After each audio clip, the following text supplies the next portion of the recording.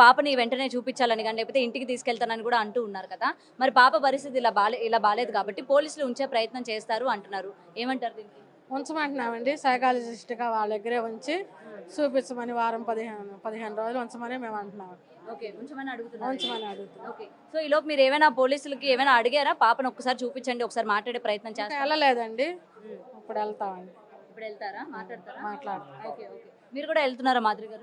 వెళ్తున్నామండి. ఎందుకంటే ఒక ఒక కూతురు దూరమై బాధల్లో ఉన్నారు. వాళ్ళకి ఒక ధైర్యం కావాలి.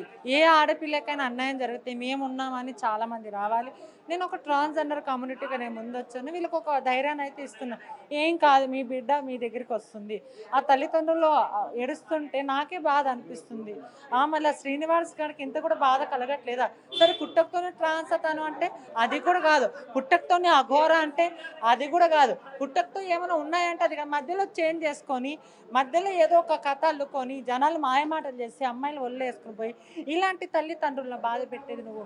నీకేమన్నా న్యాయం ఉందా, ధర్మం ఉందా?